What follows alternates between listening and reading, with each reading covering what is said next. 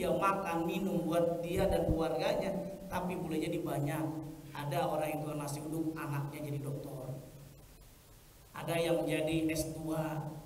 Ketika saya kunjungan ke Surabaya, ke salah satu bank umum syariah di Surabaya, saya dijemput sama supir. Ternyata pas saya ngobrol-ngobrol, supir itu ternyata anaknya luar biasa.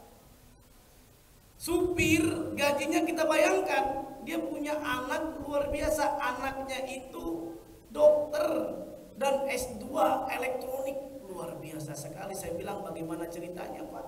Bukankah buat makan aja susah? Inilah yang dikatakan dia berupaya mencari rezeki yang halal. Berbeda dengan rezeki yang tidak halal, tidak berkah. Apa itu rezeki yang tidak halal yang berkah? Boleh jadi hadirin hadirat, kita punya harta, kita punya mobil. Kenapa mobil kita akhirnya ketabrakan? Kenapa boleh jadi mobil kita parkir, padahal parkirannya itu banyak mobil-mobil yang lebih bagus dari kita? Kenapa mobil kita yang hilang? Yang perlu kita renungkan, boleh jadi ada harta orang lain yang belum kita tunaikan. Kenapa kita memiliki harta segalanya? Anak kita, naudzubillah, ada di antara boleh jadi anak kita, saudara kita, teman kita, padahal udah cukup segalanya, tapi perlakuannya mereka mencari jalur yang lain, narkoba, ineks, free sex, naudzubillah. Karena boleh jadi rezeki yang kita dapatkan, kita makan, kita konsumsi, itu bukan rezeki yang halal. Kita renungkan yang diungkapkan oleh Rasulullah kepada sahabatnya. Hai sahabat, lihat lu anak muda lagi berdoa, kelihatannya khusyuk, tapi dia doanya tidak diterima. Apa sebabnya? Karena dia makanannya berasal dari yang haram, minumannya dari yang haram, pakaiannya dari yang haram, dikenyangkan dengan sesuatu yang haram. Bagaimana mungkin doanya akan diterima? Wa malbasuhu haramun, pakaiannya haram. Berat pula, jadi bukan hanya pakaiannya yang haram, tapi uangnya haram, mendapatkannya haram, tidak baik, mencuri dan seterusnya. Minumannya haram, wa masrabu haramun, bukan hanya minumannya, boleh jadi rezekinya yang halal. Wa mat'amuhu, dan makanannya, dan dikenyangkan dengan haram.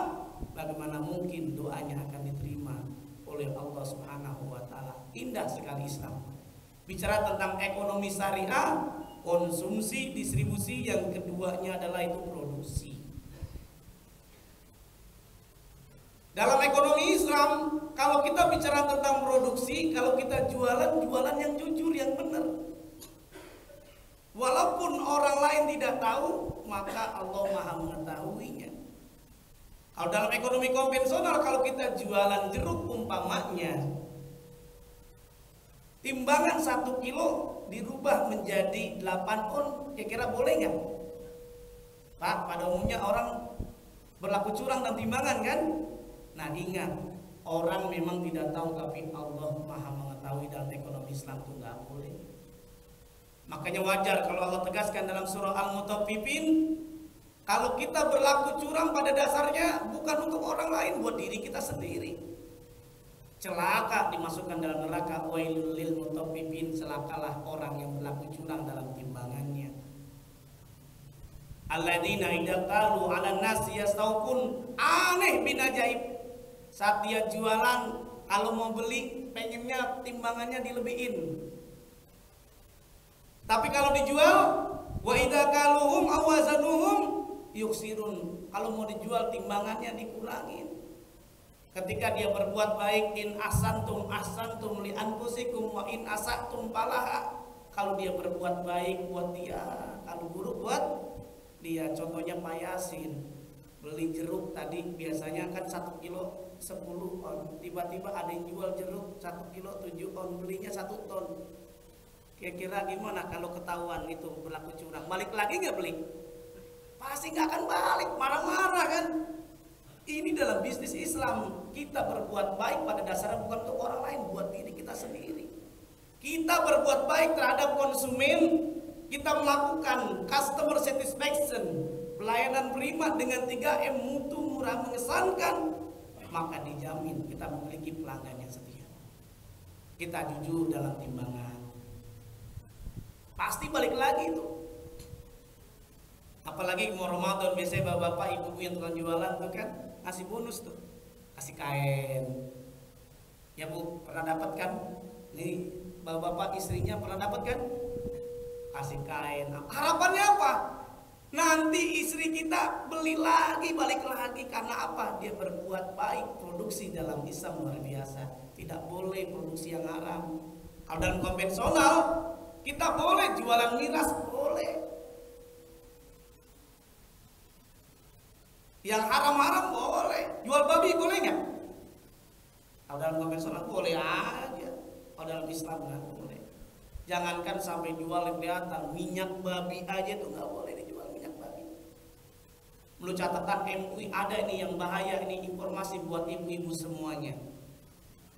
Belum lama ini beberapa tahun yang lalu ditemukan minyak babi itu ada di dalam gincu. Gincu apa namanya Pak Yasin? Lipstick. Ciri-ciri itu lipstick ada gincu itu ada minyak babinya. Ketika dipakai oleh perempuan itu, ketika dihilangkan itu susah diusapnya itu. Jadi kalau bapak-bapak, ibu-ibu habis pulang taraweh istrinya pakai lipstick kemudian dicium kemudian diusap nggak hilang, berarti cium. Hati-hati. Oleh karenanya semoga ada manfaatnya nih. Mohon maaf waktunya yang lewat, sebetulnya masih banyak kajian-kajian, ini baru prolog saja. Yang minimal dalam bulan yang mulia ini kita diingatkan mencari rezeki, hendaknya rezeki yang halal.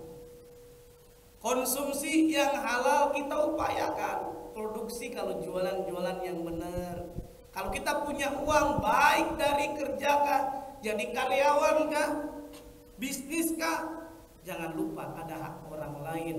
Karena orang yang senantiasa berzakat, insya Allah hartanya akan berkah. Amin ya robbal. Segera ilustrasi orang yang berzakat sama yang tidak berzakat itu berbeda.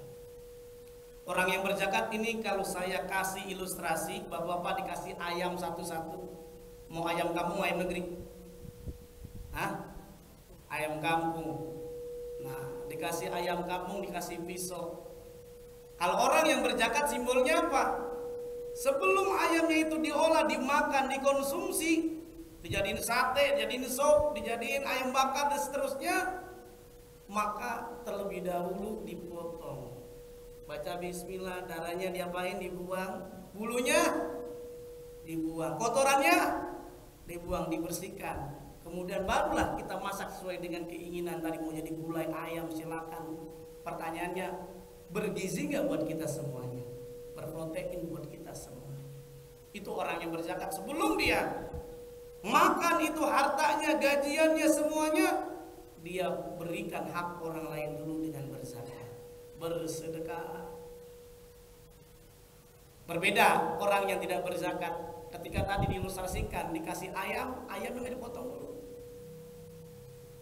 darahnya nggak dibuang, bulunya nggak dicabut, kotorannya kemudian kita jadiin sate, sop, kira-kira bergizi nggak buat kesehatan kita?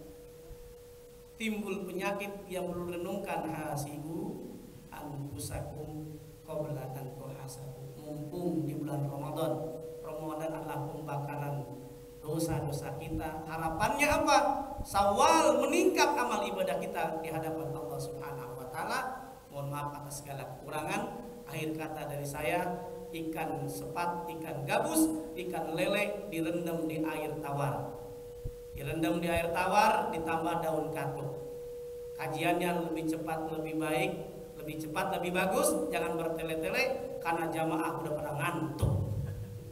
Baik, terima kasih buat tomat buah cempedak. Tamat dah. Semoga ada manfaatnya buat kita semuanya.